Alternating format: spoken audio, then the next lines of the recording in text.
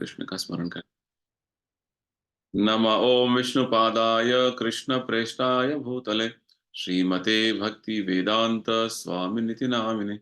नमस्ते सरस्वती देवे गौरवाणी प्रचारिणे निर्विशेष शून्यवादी पाश्चात्य देशतारिणे। जय श्री कृष्ण चैतन्य प्रभु नित्यानंद श्री अद्वैत गदाधर श्रीवासदि गौर भक्त वृंद। हरे कृष्ण कृष्ण कृष्ण हरे हरे, हरे राम राम राम हरे हरे। श्री श्री राधा वृंदावन चंद्र की जय। श्री श्री निताई गौरंग की जय। श्रील प्रभुपाद की हरे जय। कृष्ण गुरु जी दंडवत। हरे कृष्णा हरे कृष्णा। तो आज हम भगवत गीता के 8वें अध्याय से अगले 5 श्लोकों का श्लोक का संख्या 5 से 9 तक उसका अध्ययन करेंगे।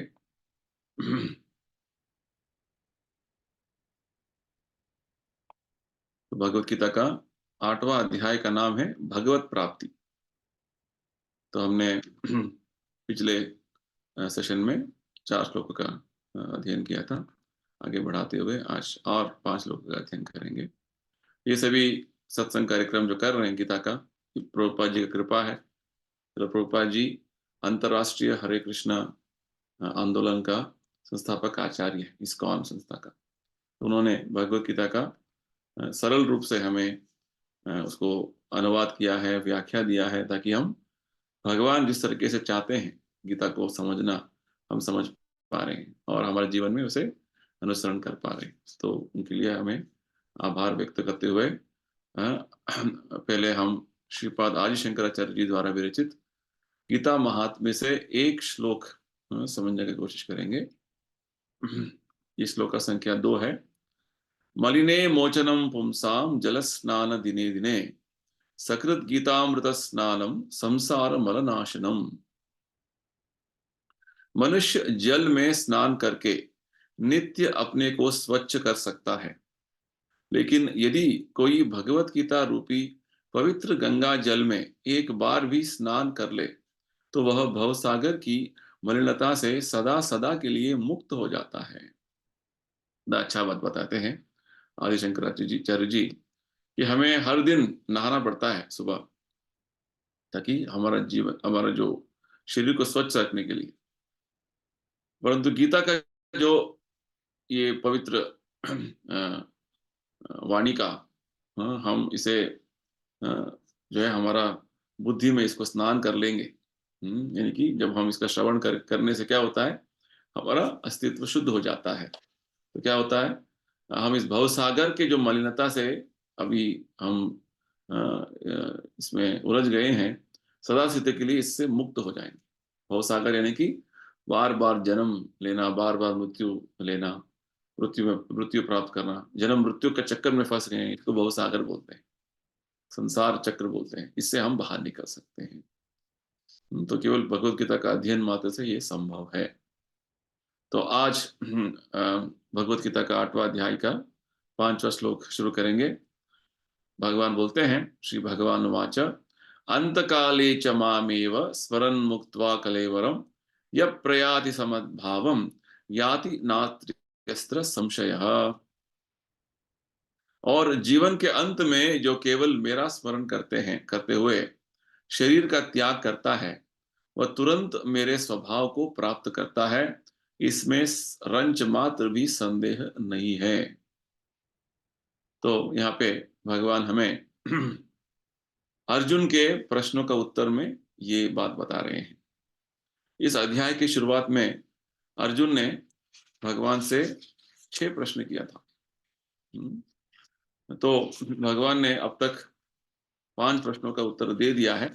अभी 6वां प्रश्न का उत्तर भगवान दे रहे हैं। तो उनका ये लास्ट क्वेश्चन का जो लास्ट क्वेश्चन यही था कि प्रयाण काल में भगवान, जब अंत काल में जब आदमी शरीर छोड़ता है तो आपको कैसे जान सकते हैं, ये प्रश्न था।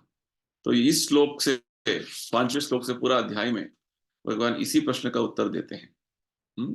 और अन्य प्रश्न जो अर्जुन ने पूछा था, ब्राह्मण क्या है, कर्म क्या है, और ये जो हम्म, आध्यात्म क्या है, अधिभूत, अधिदैव, अधियज्ञ क्या है, इस तरीके से कुछ विषय के बारे में अर्जुन ने प्रश्न पूछा था। तो पहले 2 श्लोकों में भगवान ने इसका उत्तर दे दिया है।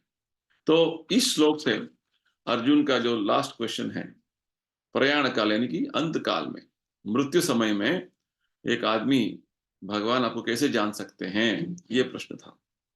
क्योंकि अंत काल हर मनुष्य का एक तरीके का परीक्षा है। अंत काल में जो व्यक्ति स्मरण शक्ति का स्मरण में रहेगा, उसका उस तरीके का शरीर उसे अवश्य प्राप्त होगा, भगवान आगे बताने वाले हैं।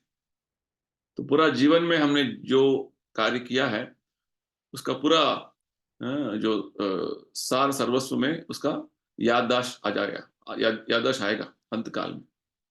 तो इसके बारे में और हम चर्चा करेंगे। तो विशेषकर ये श्लोक में जो अभी अभी हमने पढ़ा, 5वें श्लोक 8वें अध्याय का, अंत काले च मामेव, अंत काल में जब हम भगवान कृष्ण का स्मरण करेंगे, अंत काले च मामेव स्मरण मुक्त्वा कलेवरम, अंत काल यानी कि मृत्यु काल।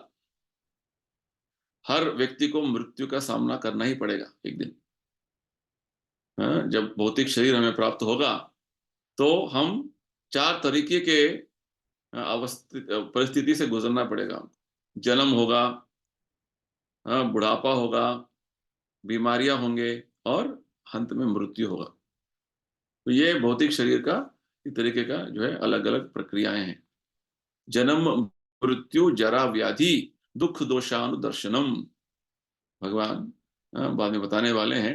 ये दर्शन यानी कि ये ज्ञान जब हमें प्राप्त हो जाएगा कि ये दुखमय है, क्योंकि मृत्यु प्राप्त करना यानी कि मृत्यु, शरीर छोड़ना, त्याग करना, वो दुखमय बात है। किसी का घर पे मृत्यु होता है तो सब लोग चिंतित हो जाते हैं, सब लोग रोते रहते हैं, क्योंकि ये आदमी हमारे साथ इतना साल था, और अभी ये निकल गया, हमारे साथ नहीं है।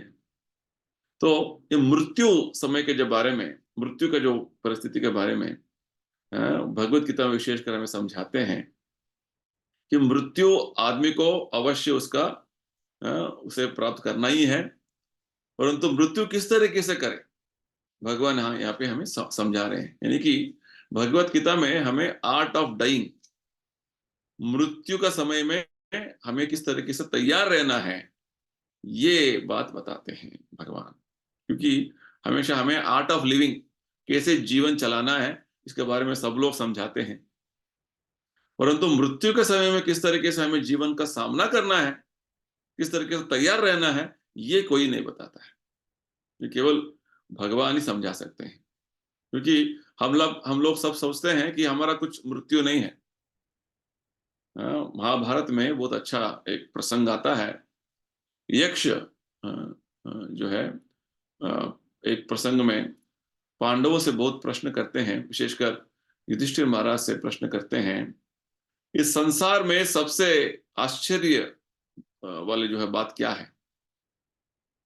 तो युधिष्ठिर महाराज बताते हैं, अहनि अहनि भूतानि गच्छन्तीह यमालयम, शेषः स्थावरमिच्छन्ति किम आश्चर्यतः परम। बहुत सारे जीवात्मा हर दिन, हर क्षण मृत्युलोक प्राप्त कर रहे हैं। कल हम एक न्यूज पढ़ रहे थे, यहाँ पे बोल रहे हैं कि 2022 तक, जनवरी 1 से पूरा संसार, पूरा जो है हमारा पृथ्वी का जनसंख्या 8 बिलियन हो जाएगा।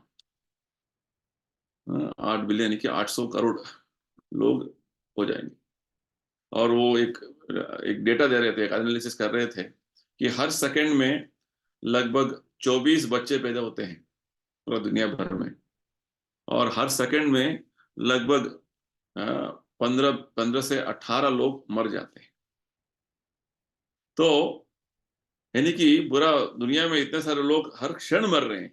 जैसे हम अभी हमारा सत्संग कार्यक्रम कर रहे हैं, तो कितने सारे लोग, कितने सारी जो है मनुष्य जन्म ले चुके होंगे, और कितने सारे मर गए होंगे। तो यही बात बोल रहे हैं युधिष्ठिर महाराज, ना केवल मनुष्य जाति में हर जीवात्मा जो है अलग-अलग शरीरों में जन्म लेते हैं, मृत्यु प्राप्त होते हैं। तो बहुत सारे जीवात्मा विशेषकर जब मनुष्य जन्म मिल जाता है, तो वो यमलोक जाते हैं, हम हर दिन, हर क्षण देख रहे हैं। अहनि अहनि भूतानि गच्छन्ति ह यमालयम् शेषः स्थावरमिच्छन्ति। जो जीवित है, वो क्या सोचते हैं, हम हमेशा के लिए रहेंगे। मेरे रिश्तेदार मर गए, मेरे मित्र मर गए, मेरे दादाजी मर गए, वो मर गए, पर मैं मरूंगा नहीं। ये सबसे बड़ा आश्चर्य बात है, आश्चर्य वाला बात है। तो इस तरीके से हम सोचते हैं कि हम मरेंगे नहीं। ये सबसे बड़ा भ्रम में रहते हैं। तो मरना, मृत्यु प्राप्त करना अवश्य अ, हर व्यक्ति का एक जो है, एक जीवन का एक एक स्टेज है, एक स्तर है। तो भगवान बोल रहे हैं इधर, जब मृत्यु समय में जब हम शरीर त्याग कर रहे हैं, अंत काले च मामेव स्मरण मुक्त्वा कलेवरम मामेव स्मरण।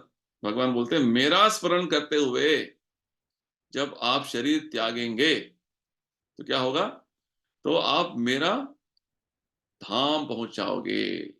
यह प्रयाति समद्भावम, आप मेरे स्वभाव, आपको प्राप्त हो जाएगा, मेरा धाम आ जाओगे। भगवान बोल रहे, देखिए, भगवान को स्मरण करते हुए हमें शरीर त्यागना है। यही बात हमें पूरे शास्त्रों में, वेदों में, भागवत में बताते हैं, अंते नारायण स्मृति। अंत काल में नारायण का स्मरण आना है, तभी हमारा जीवन का परीक्षा सार्थक है, सफल हो गए। अंत काल में भगवान नारायण का स्मरण नहीं आया तो फेल फेल हो गए, ये बात है। तो हमें इसका पूरा ध्यान करना है कि जीवन के अंत काल में हमें क्या करना है। तो विशेषकर यहाँ पे भगवान बोल रहे हैं, इसके बारे में आप थोड़ा बहुत भी आपको संदेह नहीं होना है। याति नाति अस्त्र नास्त्यत्र संशय, रंच मात्र संदेह नहीं होना है, थोड़ा बहुत भी आपको संदेह नहीं होना है इस बारे में। ये अवश्य ऐसे होगा, भगवान आश्वासन दे रहे हैं, गारंटी दे रहे हैं। तो विशेषकर इस श्लोक में भगवान हमें भक्ति आचरण का महत्व बता रहे हैं। कृष्ण भावनामृत, यानी कि कृष्ण का स्मरण करना, भक्ति में हमेशा लगे रहने का महत्व बता रहे हैं। क्योंकि जो भक्ति का जो चेतना में, भक्ति भगवान कृष्ण का स्मरण में जब हम शरीर त्यागेंगे तो हम भगवत धाम पहुंच जाएंगे, भगवान यहाँ पे हमें स्पष्ट बता रहे हैं। क्योंकि साधारण तरीके से लोगों को पता नहीं होता है कि मृत्यु का टाइम में क्या होगा। सब लोग सोचते हैं कि जस किसी तरीके से एक आदमी मर गया तो वो स्वर्ग पहुंच गया, ऐसा बात नहीं है। मृत्यु के समय में आपका चेतना, आपका कॉन्शियसनेस क्या है, वो इंपॉर्टेंट है। तो यहाँ पे विशेषकर जब भगवान स्मरण का शब्द का जो प्रयोग कर रहे हैं, उसका महत्व हमें समझना है। स्मरण यानी कि याद करना, हमेशा ध्यान करना। तो जब आदमी पूरा जीवन भर अधर्म कार्यों में लगा हुआ है, अशुद्ध कार्य कर रहा है, और उसने भक्ति का आचरण नहीं किया, जैसे एक विद्यार्थी पूरा साल भर जो है खेल कूद में, टीवी देखने में, फिल्म देखने में अपना टाइम पूरा बर्बाद कर लिया, एग्जाम टाइम में बैठकर उसको पूरा याद आ जाएगा कि हाँ मैंने एग्जाम पेपर देखेगा तो उसको आगे पीछे पता नहीं चलेगा। यही बात है। तो वास्तव में भगवान यही बोल रहे हैं कि पूरा जीवन भर जब हम भगवत भक्ति अभ्यास किया है तो भगवान भगवान का स्मरण अवश्य आएगा। और ये भगवान का स्मरण करना जो है बहुत आसान तरीका है इस कलयुग में। भगवान का स्मरण केवल हमें हरे कृष्णा मंत्र का जप करने से संभव है। हरे कृष्णा कृष्ण कृष्णा हरे हरे, हरे राम राम राम हरे हरे। हाँ, इसे नियमित तरीके से हर दिन हम जप करेंगे तो भगवान का स्मरण अपने आप आ जाएगा। तो यही बात हमें चैतन्य महाप्रभु ने हमें बताया है, भगवान का जप करने का विधि विधान किस तरीके से करना है। चैतन्य महाप्रभु ने एक सूत्र दिया है, एक फॉर्मूला दिया है। तृणादपि सुनिचेन तरोरपि सहिष्णुना अमानीन मानदेन कीर्तनीय सदा हरि। यानी कि भगवान का नाम सदा के लिए हमें स्मरण करते रहना है, कीर्तनीय सदा हरि ही। तो क्या करना है? हमें 3 तरीके के जो है आचरण हमारा जीवन में होना है। पहले चैतन्य महाप्रभु बोलते हैं, तृणादपि सुनिचेन, हम तृण जैसा जो है विनम्रता का अभ्यास करना है। तृण यानी कि ग्रास, घास जो होता है, वो कोई भी कितने लोग भी उस पर चले तो झुक के रहता है। हाँ, तो ये घास का एक लक्षण है। तो हमें भी हमारा जीवन में बहुत सारे जो है लोग हमें ये सुनाएँगे, मान करेंगे, अपमान करेंगे, बहुत सारी चीज़ें जीवन में होगा।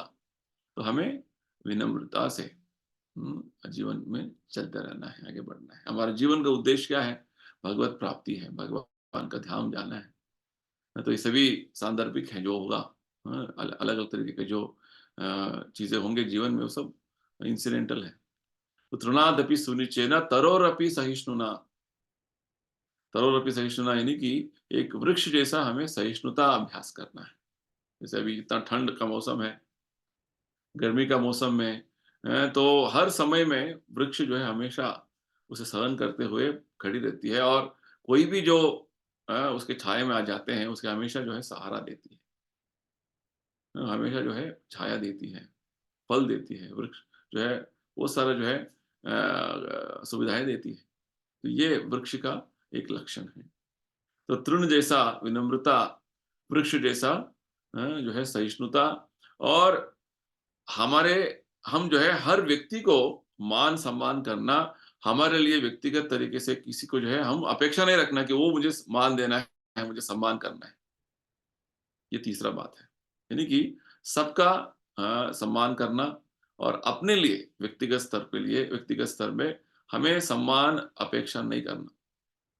इस तरीके से जब हम जीवन चलाएँगे, तो चैतन्य महाप्रभु बोलते हैं, ये हमारा भगवत नाम जप करने का, भगवत नाम स्मरण करने के लिए सरल तरीके से भगवत नाम स्मरण करने का एक जो है एक योग्यता बन जाएगा।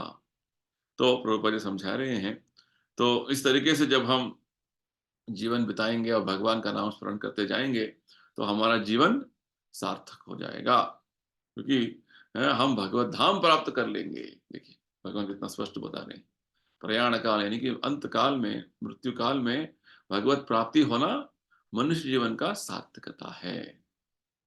तो अभी प्रश्न आएगा, ठीक है, जो व्यक्ति भगवान का स्मरण नहीं करेगा तो उसका क्या होगा? तो उसके बारे में अगले श्लोक में भगवान समझा रहे हैं। श्लोक का संख्या 6, 8वाँ अध्याय। यं यं वापि स्मरन् भावं त्यजत्यन्ते कलेवरं तं तमेवैति कौन्तेय सदा तद्भाव भावितः। हुँ। हे कुंती पुत्र, शरीर त्यागते समय मनुष्य जिस जिस भाव का स्मरण करता है, वह उस भाव को निश्चित रूप से प्राप्त हो जाता है। तो यहाँ पे भगवान प्रकृति के नियम जो भगवान ने बनाया है, हर व्यक्ति के जीवन में क्या होगा अंत काल में, उसका विज्ञान समझा रहे हैं। ये हर चीज़ हर व्यक्ति के जीवन में क्या होगा, ये हमें पता नहीं होगा, परंतु भगवान ने पूरा व्यवस्था बना दिया है इस संसार में। तो भगवत स्मरण करते हुए शरीर त्यागेंगे तो भगवत धाम जाएँगे। तो यहाँ पे भगवान विशेषकर बता रहे हैं, जिस प्रकार का स्मरण आप करेंगे और जिस प्रकार का स्मरण में आपका मन मग्न है, उस प्रकार का शरीर अवश्य आपको प्राप्त होगा। प्रभुपाद जी उदाहरण देते हैं, एक व्यक्ति जो है, ये पंछी जैसा मुझे उड़ना है, इस तरीके का उसका स्मरण मृत्यु के समय में आ गया, तो उसे अगला जन्म एक पंछी का जन्म मिलेगा। देखिए, और एक व्यक्ति को जो है मुझे जो है रक्त पीने का बहुत इच्छा है, तो उस व्यक्ति को एक जानवर का जो रक्त पीता है, जैसे शेर हो, सिंह हो, इस तरह का जो शरीर उसको प्राप्त हो जाएगा। तो जिस प्रकार का भावना में हम शरीर त्यागेंगे, यम यम वापि स्मरन् भावम, भावना यानी कि जिस प्रकार का मन का स्थिति में शरीर हम त्यागेंगे, इसलिए मृत्यु समय में जो मन का स्थिति है, वो सबसे बड़ा महत्वपूर्ण बात है। हुँ, वो मन स्थिति जो है बहुत बिगड़ गया है, तो आपका हालत बिगड़ जाता है। यानी कि आपका नेक्स्ट पोज़ीशन जो नेक्स्ट लाइफ़ है, अगले जीवन जो है वो ठीक से नहीं होगा। तो प्रभुपाद जी बहुत अच्छा हमें उदाहरण दे रहे हैं, यहाँ पे बता रहे हैं कि मृत्यु समय में जो बहुत विषम स्थिति होता है, बहुत महत्वपूर्ण जो स्थिति होता है, उस समय में हमारा जो स्वभाव बदलना है। अभी भौतिक स्वभाव में हम हैं, भौतिक प्रकृति में हम हैं, हमें आध्यात्मिक प्रकृति में जाना है ना? ये मनुष्य जीवन का उद्देश्य है। तो वो किस तरीके से कर सकते हैं, भगवान यहाँ पे बता रहे हैं। तो भागवत में हमें एक अ, एक एक स कथा बताते हैं महाराज भरत का। महाराज भरत भक्ति मार्ग में बहुत आगे बढ़ गए थे और भक्ति मार्ग के एक बहुत श्रेष्ठ उन्नत श्रेणी है, श्रेष्ठ उन्नत जो है एक स्तर है, उसको बोलते हैं भाव भक्ति।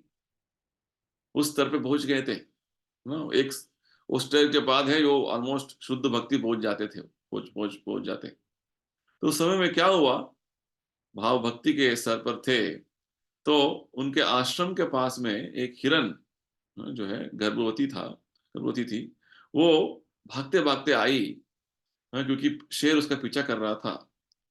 तो वो भागते-भागते जो है हिरन, भागते-भागते एक वो जो हिरन के बच्चे को जो है उसने जन्म देके वो भाग गई और शेर पीछा-पीछा करते वो भी हिरन के पीछे भाग गया।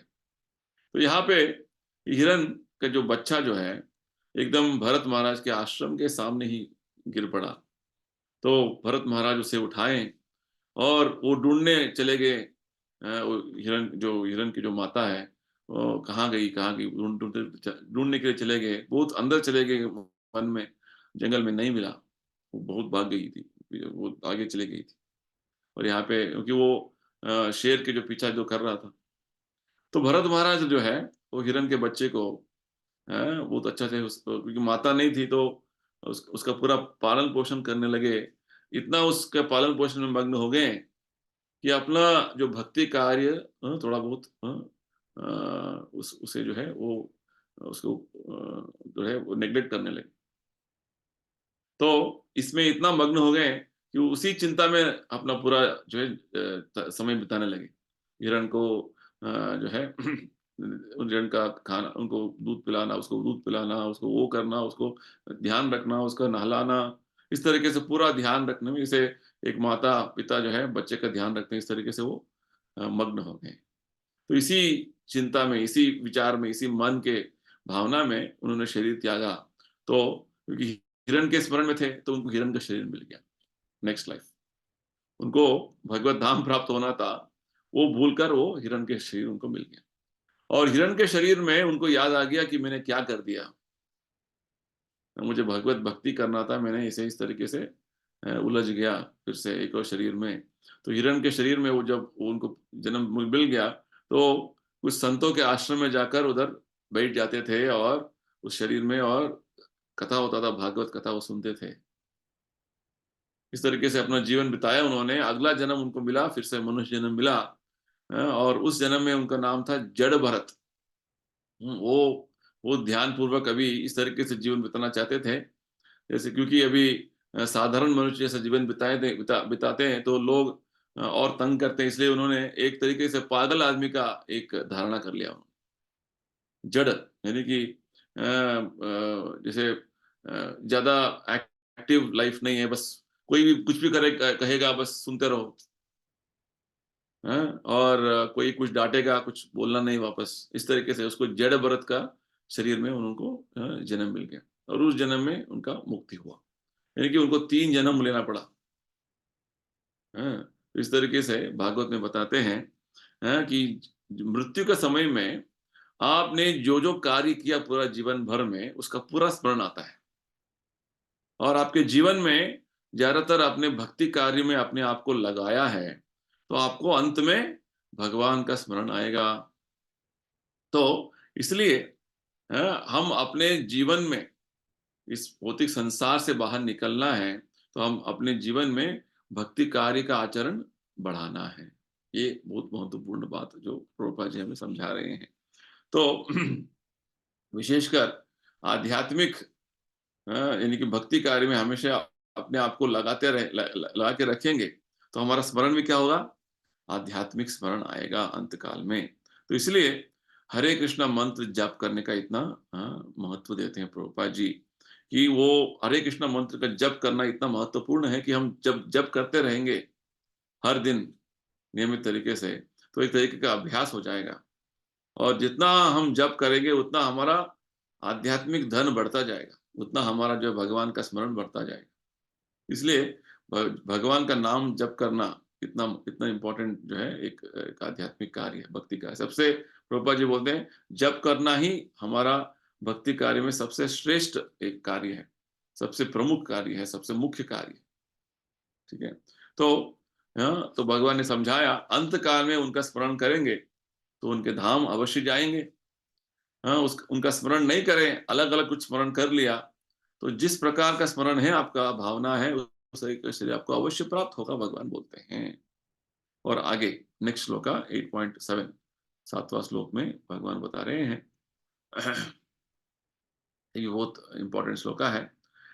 तस्मात् सर्वेषु कालेषु मामनुस्मरयुध्य च मयि अर्पितमनो बुद्धिर् मामेवैष्यसि असंशयः। यहाँ पे भगवान बोल रहे हैं, अर्जुन, इस तरीके से, अतएव हे अर्जुन, तुम्हें सदैव कृष्ण रूप में मेरा चिंतन करना चाहिए, और साथ ही युद्ध करने के कर्तव्य को भी पूरा करना चाहिए। अपने कर्मों को मुझे समर्पित करके तथा अपने मन एवं बुद्धि को मुझ में स्थिर करके तुम निश्चित रूप से मुझे प्राप्त कर सकोगे।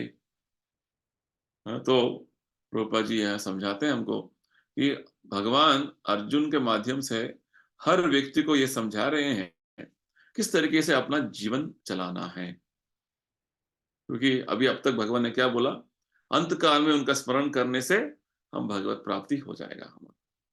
और भगवत भगवान का स्मरण नहीं रहेगा, दूसरे और कुछ चिंता रहेगा मन में, तो उस प्रकार का चिंता के अनुसार आपको शरीर प्राप्त होगा। तो भगवान इसलिए आपको बता रहे हैं, तस्माद, अतएव, से इंग्लिश में बोलते हैं देयरफॉर, अर्जुना, तुम्हें क्या करना है, हमेशा माम अनुस्मरा सर्वेषु कालेषु, हर समय मेरा चिंतन करो, मेरा स्मरण करो।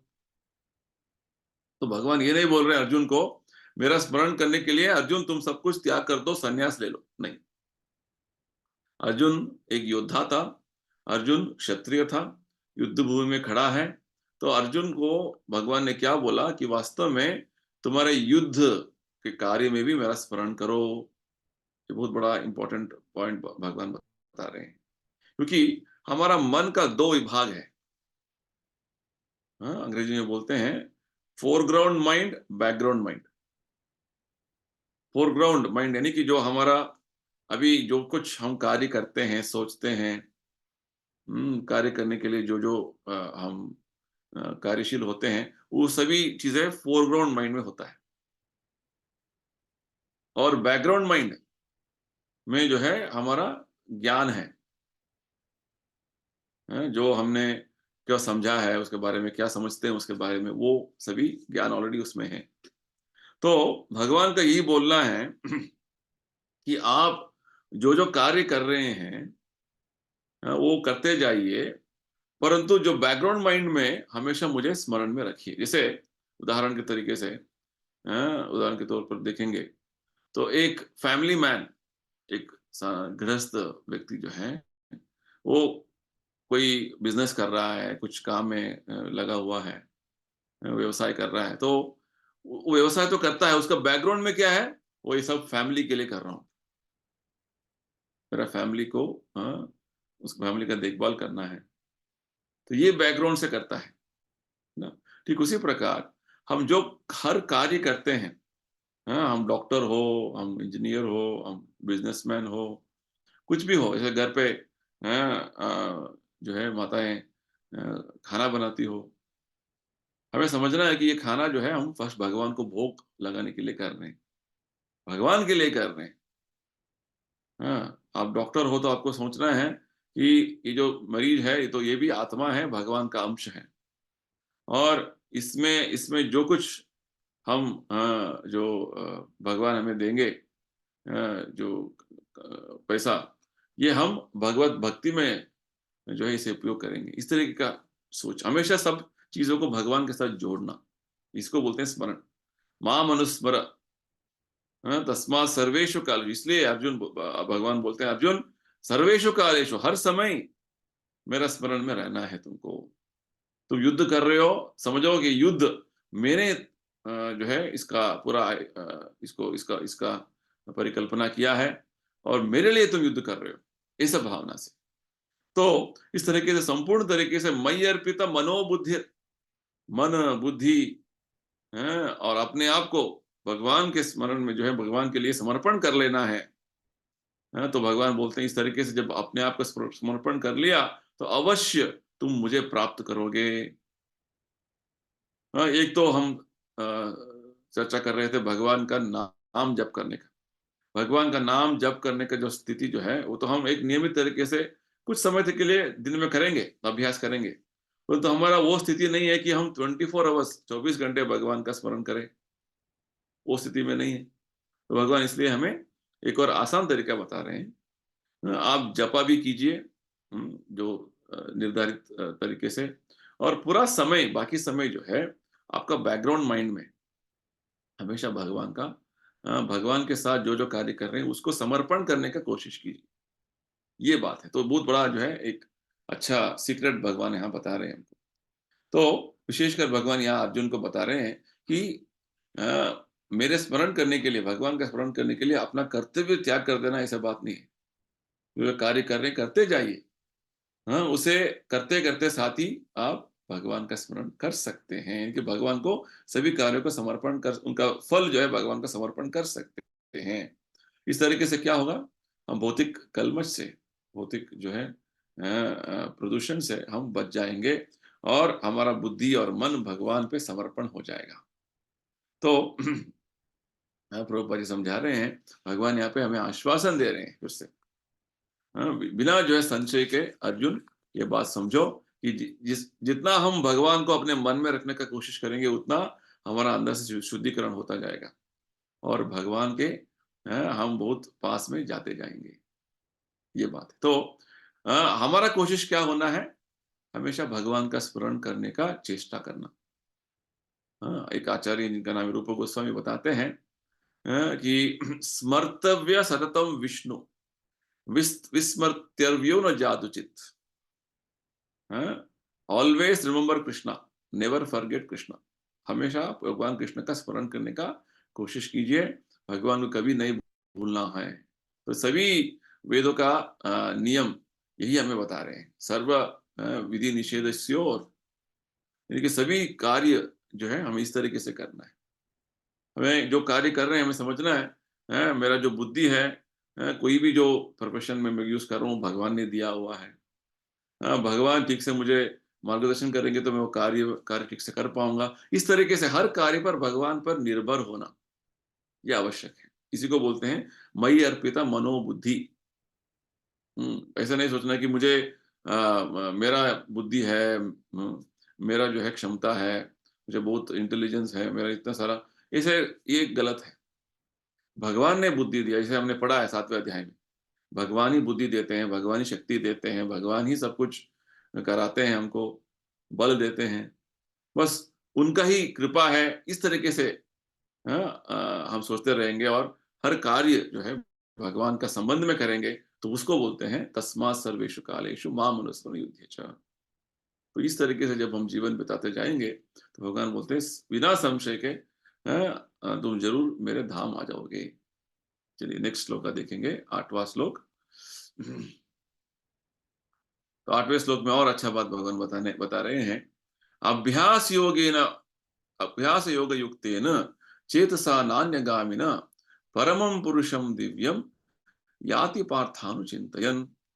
हे पार्थ, जो व्यक्ति मेरा स्मरण करने में अपना मन निरंतर लगाए रखकर अविचलित भाव से भगवान के रूप में मेरा ध्यान करता है वह मुझको अवश्य ही प्राप्त होता है। देखिए, तो भगवान यहाँ बोल रहे हैं कि जो भगवान का स्मरण सर्वकाल करने का जो बात है उसका अभ्यास करना है, ये इंपॉर्टेंट है। अभ्यास योग युक्त है ना। तो जब हम भगवान का अभ्यास किस तरीके से करना है, चेतसा नान्यगामिना, न अन्यगामिनी यानी कि बिना रोक टोक, सतत तरीके से करना है, तभी हम भगवान का भगवत धाम प्राप्त करने में जो है संभव हो सकता है। तो बहुत अच्छा बात भगवान यहाँ बोल रहे। तो अभ्यास के बारे में भगवान ने छठे अध्याय में भी बताया था ना।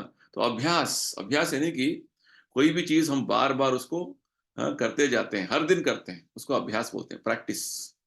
अंग्रेजी में कहावत है, प्रैक्टिस मेक्स मैन परफेक्ट।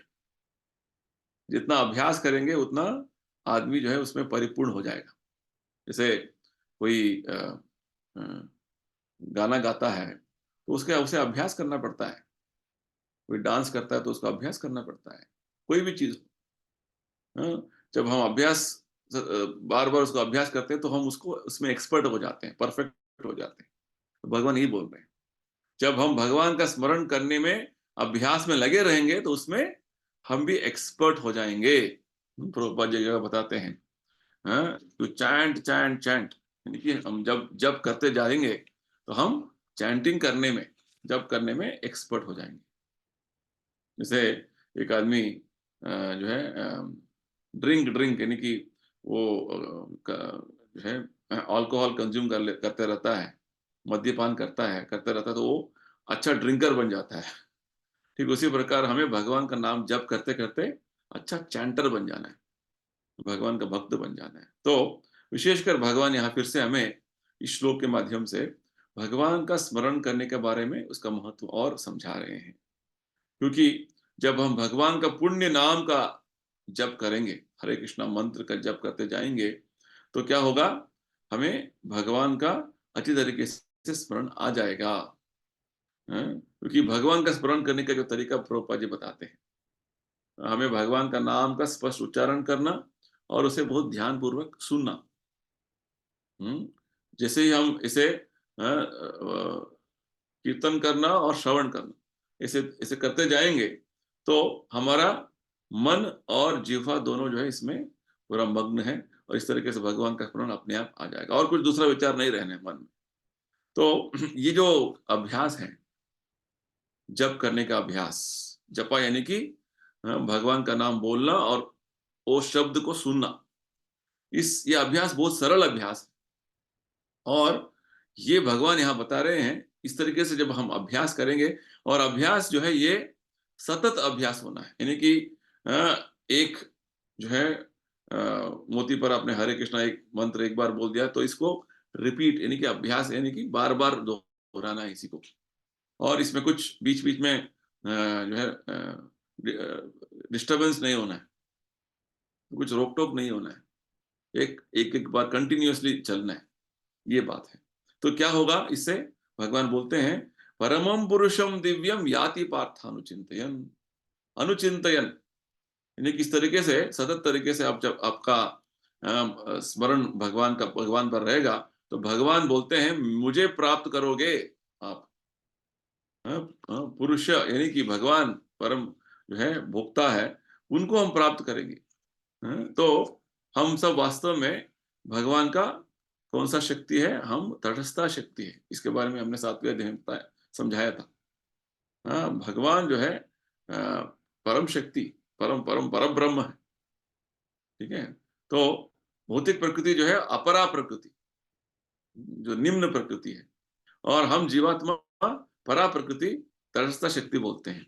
तो अभी क्या है, हम भौतिक संसार के जो कलमश से दूषित हो गए हैं, तो हम अपने आप को पुरुष मानने लगे हैं। वास्तव में भगवान ही पुरुष है, हम तो प्रकृति है, हम तो शक्ति है।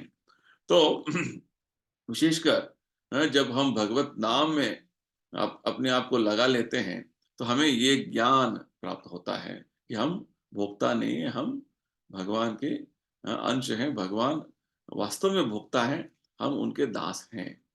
तो प्रभुपाद जी बताते हैं कि हम जब इस तरीके से भगवत नाम का अभ्यास करने में लग जाते हैं, तो हमारा शुद्धिकरण होता जाता है, और अंत में भगवान हमें उनके धाम जाने का जो है हम भगवान हमें पूरा पूरा तरीके से हमें योग्य बना देते हैं। और विशेषकर प्रभुपाद जी उदाहरण देते हैं कि मन हमारा बहुत चंचल है, इसलिए हमें मन को भगवान नाम के अ, जप करने में पूर्ण तरीके से लगाना है। भगवान नाम को बोलना और सुनना, बस ये मन का पूरा कार्य होना है जप करने के समय में, और कुछ दूसरा विचार नहीं होना है। दूसरा सोचेंगे जब समय में कुछ दूसरा बात आप जो है उसका बारे में कुछ भी सोचेंगे तो आपका मन फिर से डिस्टर्ब हो गया। सोचना भी एक तरीके का जो है अलग तरीके का एक डिस्टरबेंस है। हाँ? तो इसलिए यानी कि आप आपने सोच के बारे में आप सुन रहे हैं। हाँ? बोलते हैं कि थिंकिंग इज सटल हियरिंग। तो कुछ सोचना नहीं है उस समय में, केवल भगवान का नाम बोलना और सुनना है बस जप का समय, जप करते समय में। तो प्रभुपाद जी एक उदाहरण देते हैं, जो तितली होते हैं ना, तितली का एक एक स्टेज, जो तितली होने से पहले एक एक जो है एक इंसेक्ट होता है। वो इंसेक्ट लावा होकर जो है कैटरपिलर बनकर जो है वो तितली बनने का बहुत सोचते रहती है वो इंसेक्ट, और वो तितली बन जाती है धीरे धीरे धीरे धीरे। ठीक उसी प्रकार प्रभुपाद जी उदाहरण दे रहे हैं, जब हम भगवान कृष्ण का इस तरीके से जप करते हुए स्मरण हमेशा सतत तरीके से स्मरण करते जाएंगे, तो अवश्य जो है हमारा जीवन के अंत में जैसे भगवान हमें आश्वासन देते हैं, बिना संशय के आप मेरे धाम आओगे, ये अवश्य हमें होगा ही। तो भगवत गीता के आधार पर, भगवत गीता का जो है अधिकार पर हमें ये समझना है कि हमें जीवन में हमें भगवत हमारे जीवन के अंत में भगवत प्राप्ति होना है, तो हमें भगवान का स्मरण सतत तरीके से, जैसे इधर भगवान बता रहे हैं कि अन्यगामिना न अन्यगामिना अनुचिंतयन, ये सभी शब्द बहुत महत्वपूर्ण है। हमारा जप किस तरीके से होना है, जैसे जप करते हैं तो ऐसे नहीं होना है कि हम जप करते करते बीच में कुछ मोबाइल देख रहे हैं, जप करते करते कुछ टीवी देख रहे हैं, जप करते करते जो है कुछ अलग से हमारा ध्यान जा रहा है, वो गलत है। जप करने के समय में हमारा पूरा ध्यान कहाँ रहना है, भगवान नाम पर रहना है। ये बहुत बड़ा इंपॉर्टेंट पॉइंट है। इसको बोलते हैं भगवान न अन्य गामिना, यानी कि और दूसरे तरीके से कुछ उसे जो है हमें इधर-उधर भटकना, मन है भटकना नहीं है, भगवान पर ध्यान रखना है। यानी कि नाम को बोलना और सुनना, बस ये विधि है। Chant Hare Krishna and exactly the same sound to hear. हर मोती पर यही रिपीट करना है, अभ्यास करना है इस तरीके से, हर दिन अभ्यास करना है। तो क्या होगा, भगवान इधर बोल रहे हैं कि अवश्य आप परमम पुरुषम याति, आप भगवत धाम प्राप्त हो जाएंगे, अवश्य हो जाएगा जब इस तरीके से करेंगे। तो बहुत अच्छा उदाहरण प्रभुपाद जी देते हैं एक जगह पे, जैसे एक लोहा है, आयरन रॉड, उसको जब आप आग में रखेंगे, एक समय तक रखना है जब तक वो लोहा जो है लाल हो जाएगा, है ना, कुछ समय चाहिए उसके लिए। आप जो है वो लाल होने से पहले ही उठाएंगे, फिर से रखेंगे, फिर से उठाएंगे, वो लाल होने के नहीं दे रहे हैं हम, तो कितना समय लगेगा। हाँ, होगा ही नहीं वो ऐसे करने से। ठीक उसी प्रकार भगवान नाम के जो है सच्चिदानंद अग्नि में हमें अपने आप को लगाना है। हाँ, हमारे आत्मा को अंदर घुसाना है, तभी वो जो है आध्यात्मिक शक्ति हमें प्राप्त होगा। ये बहुत बड़ा इंपॉर्टेंट सीक्रेट प्रभुपाद जी समझाते हैं, ये लोहे का अग्नि में आग में रखने का बात। तो जब लोहा अग्नि में एक समय तक रहेगा तो वो लाल हो जाएगा, वो लोहा नहीं है, वो भी अग्नि हो जाएगा। ठीक उसी प्रकार हम जब भगवान नाम के जप में इतना मग्न हो जाते हैं, तो हम भी जो है इस भौतिक परिस्थिति में नहीं रहेंगे, हम आध्यात्मिक हो जाएगा, हमारा स्पिरिचुअलाइज हो जाता है हमारा पूरा चेतना। ये बात है। तो भगवान हमें स्पष्ट बता रहे हैं इस 4 श्लोकों में किस तरीके से उनका स्मरण में हमें मग्न रहना है, किस तरीके से स्मरण करना है, इसके बारे में समझा रहे हैं। अभी 9वां श्लोक में बहुत अच्छा और बात बताते हैं कि क्या स्मरण करना है, क्या विषय होना है स्मरण का, विषय स्मरण का विषय क्या होना है वो बताते हैं। बहुत अच्छा जो है ये श्लोक है। कविं पुराणं मनुशासितारं अणोरणीयां समनुस्मरेद्यः सर्वस्य धातारमचिन्त्य रूपम आदित्य वर्णम तमसः परस्तात्। भगवान बोलते हैं मनुष्य को चाहिए कि परम पुरुष का ध्यान सर्वज्ञ, पुरातन, नियंता, लघुतम से भी लघुतर, प्रत्येक के पालन करता, समस्त भौतिक बुद्धि से परे, अचिंत्य तथा नित्य पुरुष के रूप में करें। वे सूर्य की भांति तेजवान है और इस भौतिक प्रकृति से परे दिव्य रूप है। तो किस तरीके से भगवान का हमें चिंतन करना है, स्मरण करना है, भगवान हमें समझा रहे हैं इस श्लोक में। तो पहला बात प्रभुपाद जी बोल रहे हैं, हमें भगवान का स्मरण करना है। किस रूप में? कि भगवान कवि, कवि यानी कि सर्वज्ञ, सब कुछ जानते हैं। पिछले अध्याय में 7वें अध्याय में भगवान ने अपने बारे में बताया था, वेदाहम समतीतानि वर्तमानानि चार्जुन। यानी कि भगवान बोलते हैं मुझे भूत, वर्तमान और भविष्य, अतीत, वर्तमान, भविष्य सब कुछ मुझे ज्ञान है। सर्वज्ञ, सब कुछ भगवान जानते हैं। यानी कि भगवान ऐसे व्यक्ति है कि वो सब कुछ ज्ञान उनको है, सर्वज्ञ है वो। तो ये से हमें समझना है। परमात्मा बनकर उन्हें हमारा जीवन के अनादिकाल से जो जो हुआ सब कुछ उनको ज्ञान है, सब देख रहे हैं। वो प्रतीक्षा कर रहे हैं कब हम उनका भक्ति करने में मग्न हो जाएंगे। बस परमात्मा बनकर भगवान हर तरीके से हमें बहुत सारा जो है सहायता कर रहे हैं। बस खाली हम जो है भगवान का भक्ति करने में आसक्ति नहीं ले रहे। तो ये पहला जो है स्मरण करने का विषय है। कविम, कविम पुराणम, पुराण यानी कि सबसे पुरातन, पुराण यानी कि ओल्डेस्ट, सबसे पुरातन। ब्रह्मा जी एक प्रार्थना में बोलते हैं, अद्वैतम अच्युतम अनादिम अनंत रूपम आद्यम पुराण पुरुषम। पुराण यानी कि सबसे जो है पुराना, आदि पुरुष भगवान ही है। पूरा सृष्टि उनसे ही हुआ है, सबसे पुरातन। जैसे घर पे बहुत बुजुर्ग रहते हैं, दादा परदादा रहते हैं, जितना रहते, तो वो सबसे वरिष्ठ जो है घर पे वही है। तो भगवान बोलते हैं मैं सबका मूल हूं, मेरे से सब कुछ जो है उद्गम हुआ है। जैसे ब्रह्मा जी एक और प्रार्थना में बोलते हैं, अनादिर आदिर गोविंद सर्व कारण कारणम ईश्वर परम कृष्ण सच्चिदानंद विग्रह। भगवान ही सबका आदि है, उनका आदि कोई नहीं है, यानी कि वो सबसे पुरातन है। तो पहला जो विषय है भगवान का स्मरण करने का, वो सर्वज्ञ है। दूसरा पॉइंट क्या है? भगवान सबसे पुरातन व्यक्ति है।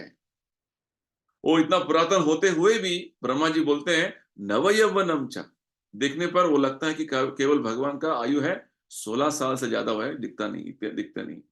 जब भगवत गीता का उपदेश भगवान दे रहे थे युद्ध भूमि में, कुरुक्षेत्र युद्ध भूमि में, उनका आयु था लगभग 125 साल। तो 125 साल तो बहुत बूढ़े हो गएंगे, नहीं। भगवान का आयु जो है 16 साल से ज्यादा दिखते नहीं है, उस ज्यादा जो है उनका आयु होता नहीं। तो ये भगवान का एक लक्षण है। और तीसरा विषय जो भगवान बोल रहे हैं कैसे हमें उनका स्मरण करना है, कविम पुराणम अनुशासितारम। अनुशासितारम यानी कि सब पर शासन कर रहे हैं, नियंता है, नियंत्रण कर रहे हैं सब पर। जैसे वेदों में हमें एक बात बताते हैं, शास्त्रों में, नित्यो नित्यानाम चेतनस चेतनानाम एको बहुनाम युरधाति कामान। तो भगवान हर जीवात्मा का पालन पोषण कर रहे हैं, और परमात्मा बनकर हर जीवात्मा का जो है भगवान जो जो जो जीवात्मा सोच रहा है उसका पूरा जो है ध्यान कर रहे हैं, और जो जीवात्मा इच्छा कर रहे हैं उसको पूरा कर रहे हैं। आगे भगवान बताने वाले हैं उपदृष्टा हनुमंत। तो सब कुछ भगवान नियंत्रण कर रहे हैं, सब कुछ। भयाध्यक्षेण प्रकृति सूयते सचराचरम ईश्वरा परमा कृष्ण। ईश्वर यानी कि परम नियंता भगवान है। तो तीसरा विषय है। तो पहला है सर्वज्ञानी, दूसरा है सबसे पुरातन, तीसरा है वो सबसे बड़े नियंता है, नियंत्रक हैं। और अनुरणीयांशम, हाँ, अणु से भी अणु छोटा जो है वो भगवान है, छोटे से छोटे। तो प्रभुपाद जी में समझाते हैं, हाँ, आत्मा का जो गात्र बताते हैं शास्त्रों में, जब हम अपने बाल का जो है उसका सामने वाला जो पोर्शन होता है उसको 10,000 पार्ट हम उसको तोड़ देते हैं, तो उसका एक पार्ट जो है, एक भाग जो है उसका केशाग्र शतभागस्य शतधा कल्पितस्य च, हाँ, हमारा केश के अग्र का 10,000 जो है एक जो भाग में एक भाग जो है वो आत्मा का भाग है, और उस आत्मा का जो साइज है, गात्र है, उसके अंदर परमात्मा है, परमात्मा स्थित है। हाँ, तो हाँ, उस आत्मा के अंदर में परमात्मा स्थित है। तो यानी कि वो छोटे से भी छोटे गात्र में अनोरणीयांसम, ये चौथा जो विषय है हमें समझना है, इस तरह के स्मरण करना है। हाँ, वो सर्वज्ञानी है, हाँ, और सबसे पुरातन है, और सबका नियंत्रक है, और अणोरणीयांश यानी कि सबसे से छोटे गात्र उनका है। इस तरीके से अनुस्मरण करना है। और पांचवा विषय भगवान बताते हैं, सर्वस्य धातारम, भगवान सबका पालन पोषण कर रहे हैं। हम्म, हर जीवात्मा का पालन पोषण कर रहे हैं। जैसे प्रभुपाद जी बोलते हैं, इतने बड़े बड़े जानवर हैं बहुत बड़े जंगलों में, ब्राजील में, अफ्रीका में, इतना सारा हाथियां हैं, हाथियों का देखभाल कौन कर रहा है? उनका हर दिन एक दिन का जो है खाने में 100 150 किलो चाहिए खाना, कौन दे रहा है? भगवान कर रहे हैं। चींटी से लेकर हाथी तक का सबका जो पालन पोषण भगवान कर रहे हैं। हाँ, वो उनको भर्ता बोलते हैं, सबका भर्ता भगवान है। धातारम, सर्वस्य धातारम, ये पांचवा विषय है। और छठा जो विषय हम जो भगवान का स्मरण करने का विषय है, जो अचिंत्य रूपम, अचिंत्य रूपम यानी कि भौतिक परिकल्पना से बाहर, चिंतन से बाहर, हमारा चिंतन के जो विचार से बाहर, हमारा चिंतन में केवल भौतिक तरीके के विचार ही आते हैं, है ना। जब भगवान का गोवर्धन लीला के जो बारे में हम सोचेंगे, हमारा हिसाब से जो है एक 10 किलो का 15 किलो का बैग वजन उठाने का जो है हमारा क्षमता नहीं, हम थक जाते हैं। भगवान ने 7 वर्ष के आयु में अपने दाएं हाथ के छोटे उंगली पर 7 दिन तक लगातार उन्होंने गोवर्धन पर्वत उठाया था। ये हमारा चिंतन से बाहर है। तो भगवान का शक्ति, उनका जो असाधारण लीलाएं जो हैं, हमारे चिंतन के परिधि से बाहर है। इसलिए इसे बोलते हैं अचिंत्य, अचिंत्य रूपम। तो जब तक हम भगवान के अचिंत्य शक्तियों का बारे में हमारा विश्वास नहीं होगा, श्रद्धा नहीं होगा, तब तक हम भगवान को नहीं समझ पाएंगे। यानी कि इस भौतिक संसार से परे जो विषय है उसको अचिंत्य बोलते हैं। तो हमारा तर्क, हमारा वाद, हमारा ज्ञान से जो है अतीत है, इसको बोलते हैं अचिंत्य। तो ये भगवान के जो है स्मरण करने का छठा विषय, सिक्स्थ पॉइंट। यानी कि वो भगवान सर्वज्ञानी है, भगवान सबसे पुरातन व्यक्ति है, भगवान सबका नियंत्रक है, भगवान सबसे छोटे से छोटे बन सकते हैं, और भगवान सबका पालन पोषण कर रहे हैं, और भगवान जो है अचिंत्य रूप है उनका। और सातवां विषय जो है भगवान बोलते हैं आदित्य वर्णम, वो सूरज जैसे प्रकाशमान है। भगवान जो है सूरज जैसे प्रकाशमान है। जैसे ब्रह्मा जी एक प्रार्थना में बोलते हैं, भगवान के आंखें जो हैं वो सूरज चंद्रमा का जो है, सूरज चंद्रमा भगवान के आंखें बन जाते हैं विश्व रूप का। यानी कि सूरज पूरा संसार को प्रकाशमान कर सकता है।